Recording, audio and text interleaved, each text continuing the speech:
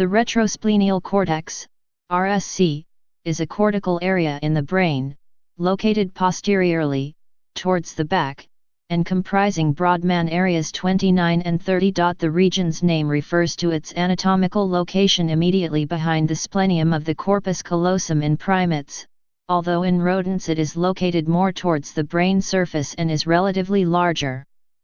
Its function is currently not well understood, but its location close to visual areas and also to the hippocampal spatial/memory system suggest it may have a role in mediating between perceptual and memory functions. Anatomy. There is a large amount of variation in the region's size across different species. In humans it comprises roughly 0.3% of the entire cortical surface, whereas in rabbits it is at least 10%, and in rats it extends for more than half the cerebrum dorsoventrally, making it one of the largest cortical regions. On the basis of its microscopic cellular structure it is divided into dysgranular, area 30, and granular, area 29, regions. The retrosplenial cortex has dense reciprocal projections with the visual cortex, post-subiculum, also known as dorsal presubiculum, and with anterior thalamic nuclei and the hippocampus. Neurophysiology. Neurophysiological studies of retrosplenial cortex have mainly been done in rats.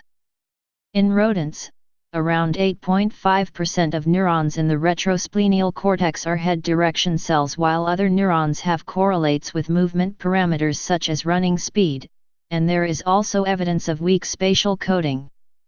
Much of the observed activity has been found to be conjunctive, reflecting more than one parameter at once. A recent study of rats running on a long linear maze found complex patterns of activity reflecting conjunctions between position on the track within the room at large, and whether the animal was turning left or right. Function. In humans, fMRI studies implicate the retrosplenial cortex in a wide range of cognitive functions including episodic memory, navigation, imagining future events, and processing scenes more generally. Rodent studies suggest the region is important for using surrounding visual cues to carry out these tasks. Retrosplenial cortex is particularly responsive to permanent, non-moving environmental landmarks and is also implicated in using them to make spatial judgments. It has also been suggested that retrosplenial cortex may translate between egocentric, self-centered, and allocentric, world-centered, spatial information, based upon its anatomical location between the hippocampus, where there are allocentric place cell representations, and the parietal lobe, which integrates egocentric sensory information. Competitors in the World Memory Championships are able to perform outstanding feats of memory and show increased fMRI activation in their retrosplenial cortex than normal controls when doing so. This is thought to be due to their use of a spatial learning strategy or mnemonic device known as the method of loci. The region also displays slow-wave theta rhythmicity, and when people retrieve autobiographical memories, there is theta band interaction between the retrosplenial cortex and the medial temporal lobe. Pathology. The retrosplenial cortex is one of several brain areas that produces both an anterograde and retrograde amnesia when damaged.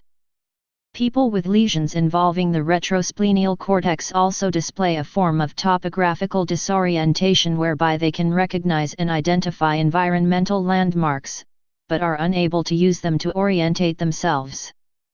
The retrosplenial cortex is one of the first regions to undergo pathological changes in Alzheimer's disease and its prodromal phase of mild cognitive impairment.